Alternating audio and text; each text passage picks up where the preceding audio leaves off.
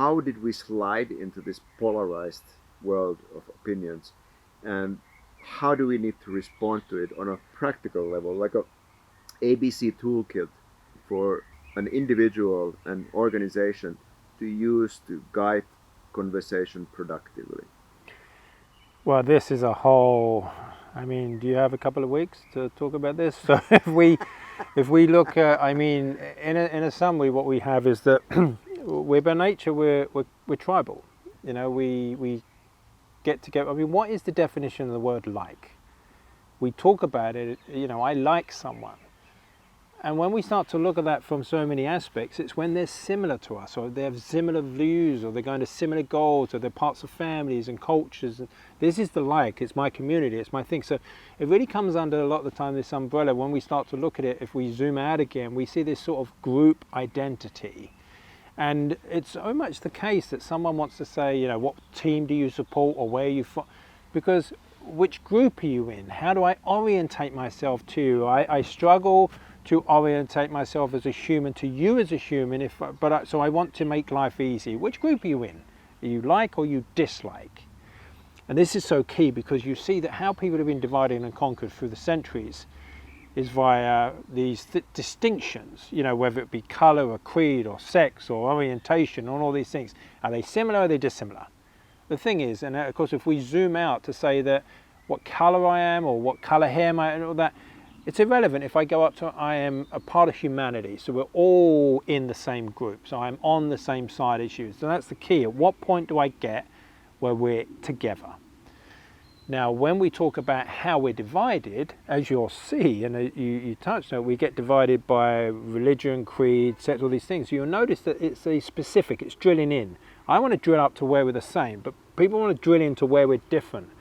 The reason that families are starting to get thing now, because usually a family would be together within a group, and you'd see a lot of families would all, like for instance, if we talk about sports, when you see this tribal stuff, would support the same team, so they would be on the same side of the group.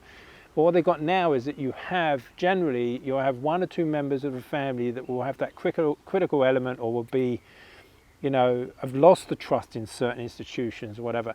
So they have been able to see what's going on, and the ones that can't, so then you're separated by the ones that trust almost and the ones that don't trust, and that's when you're seeing this polarization. So what are we not in opposition about? Okay, where do we find common ground? So you've just got to remind each other that you love each other, that that's the place you're coming from, that you care. It's not that you want to win it. And this is the thing, and that's why my sister said, you just to win, like you think you're right. Yeah, so that thinking I'm right must be just a horrible person to talk to if they were simply right, so you can never be heard.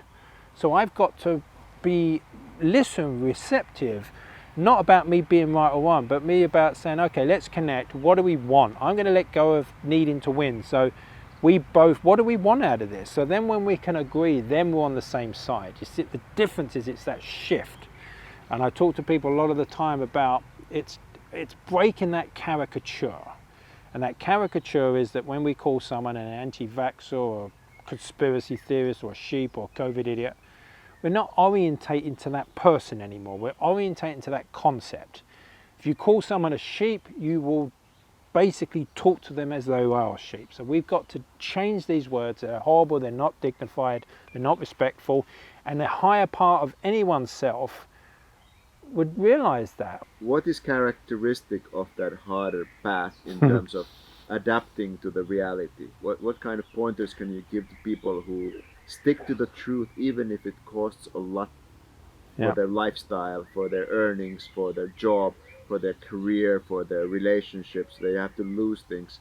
What do you recommend them as a kind of a compass needle? Well, there's two things there. When you were talking, you really remind me of two really important things. I think one thing is, I think that most people, if they were truly conscious of something, would take that path. I really do. I think that if you really knew what was at stake here and how much people love their family and how, I think people take the right path, the path of hardest resistance. I think most people would. And I think you touched it, they're just not conscious of it. I think if they truly become conscious of it, I think that's it. I think, was it Carl Jung? I think he said most evil is done because we're hopelessly unconscious. That's it. I think that really leads me on to a state of mind which will challenge a lot of people. And if things don't challenge us, then we can't grow and we can't change. And it's something that Krishnamurti said. And it's something that from looking at thousands of conversations and reading all this stuff, I come to this thing, and I was trying to describe it, and then he quoted it, and oh my God, that's it. And he obviously knew it. And he said, observation without judgment is the most profound skill to master. And imagine that. Imagine observing your own behavior with just non-judgment, to just be completely accept the way you are, so then you can do something about the things that you want to change. And if you can look at someone and realize that whatever's in their soapbox is dictating their behavior, and then you can say, okay, well, if I can get to a place of non-judgment, then I can understand it. I can really have knowledge about it, and it's only at that point that I can then... And it's not about... When I talk about positive influence, this is me showing someone, making someone conscious of something, the choice that might be better for them. And once you do that, then that's bringing it to their consciousness, and that's how I then consider that as positive influence. If I try to manipulate that person, that's just, for me, that's never going to work. It's always going to blow back in your face. And it's not right. Anyway, that would be the first thing. It's not right, so don't do it. So that's where, for me, is that if we can just raise this level of consciousness, or raise these things, that it becomes, and that's why some people will go, I don't want to know about it, because they've got the fear that they do know about it. So why would they not want to know about it? So, because they know that if they know about it, they can't escape it anymore. You know what I mean? It's just like, and the only reason they say that is because the biggest fear is the fear of the unknown, and it's really to do with change. And why is change so fearful? Because we don't have cognitive maps or pathways of it. That's really because we don't. So what really is discomfort for me is cognitive dissonance, where I have two things that don't match, or I have something that's unknown. So we can resolve those two relatively straightforward. You know what I mean? So I think a lot of this is really, how would I say this simply? It's how I would interpret something. And in social science, they talk about how we construe things. So what does it mean to me? So if, going to the gym means fun and enjoyment and chemicals and feel good, I'm going to go to the gym. If it means hard work and horrible, I'm not going to go. So all I have to do is to interpret in such a way that I lean towards it. Then if I interpret fear into, I want to lean towards the fear so I can process it, so I can live without fear. So really it's perspective. Someone said something profound yesterday, which was, I think it was Brett Weinstein, when he said, a lot of this is just working out how you're going to look at it, which perspective you're going to take to explain it from. And I was like, wow, that's profound, because that really, for me, was what was one of the greatest things. We zoomed out, and then we walked round a conversation. Even if I was in it, I would, walk out to take a third person to look all the aspects of it. If he says that, what does that mean? So that means he sees me in this light. Of course he's not going to listen to me if he sees me as a flat earth conspiracy, right wing, blah, blah, blah. So I got to reverse those assumptions. And then he changes his view of me. And then there's but he's responded to me because how I see him. So I've got to see him differently. So it's really this zooming out, this understanding these elements. And yeah, for me, it's these things at their... So often it's that when you see something clearly, the solution then becomes relatively straightforward. It's the seeing that's the challenge. For me personally, this is not an ordinary juncture in history. No. It's a very special time that for the first time we have basically two ways to go towards a system that is completely centralized and controlled, where individual liberties are given away on multiple levels, medical and financial, etc., etc. And on the other hand, a possibility to go back into our original values. And everything hinges on getting more participants go across the bridge and accept that we need to join the forces together and give the power back to the people. Here's the question. So it's really about perspective. So if we change the way we look at something, the thing that we're looking at changes. So I think what you said was a very fair point, in that I think a lot of people would share that viewpoint, and I could justify sharing that point. But then I say to myself, what if I see it differently? What if I look at this differently?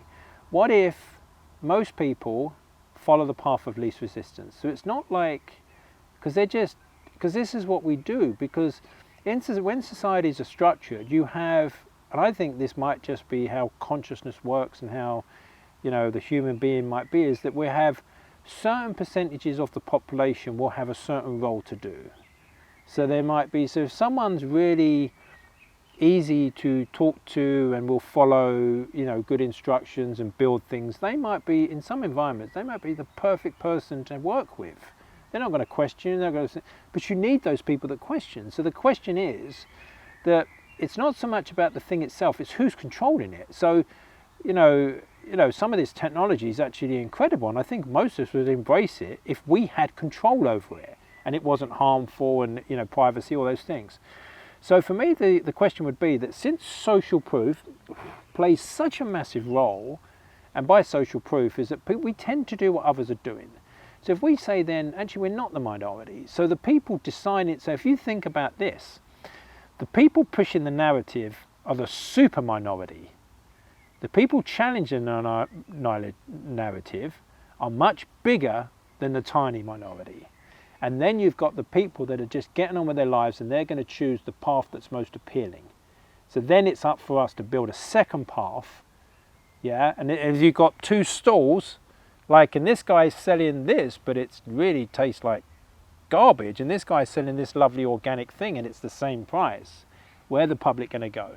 Okay, so we've got to make this so appealing, we've got to make this so obvious, we've got to make this so unconspiratorial, so just natural, that people will resonate and they will naturally migrate to this different thing. So I think that's when we look at that from differently, and I think even listening to that, you might now say, the people pushing the pot, they're the minority. The people challenging the narrative are the sort of the people on the forefront. Some people call them leaders, and leaders not like any more important than anyone else, but they're just at the front, leading the way, showing the way. And there's much more of us than there are these, whatever you want to call them, these people that are pushing a shitty narrative. So we're the majority of the path leaders. That makes sense? And I think then you've got a lot of people, they just want to go on with their life. They have these things. And, if we can create situations where we can show them that they do need, everyone needs to take responsibility for their life and just to take their power back. And for me, when you look at the thousands and thousands of years, all these previous societies of a pyramid structure, power at the top. What if that collapses and then the power's now flat and everyone's taken their power, and then they start to, the whole game changes and there is a better way. Yeah, that's an interesting point. In the past, we've had kind of a cyclical revolutions where the power structure was toppled and then there was a restart, but then the same forces would always the same structure. Always the same structure. In this particular case, we're moving on into a artificially controlled, AI control. Well, it's the control is the mechanism is artificial, but it's always been the same structure. So it's almost this time the next round is going to be almost impossible to topple.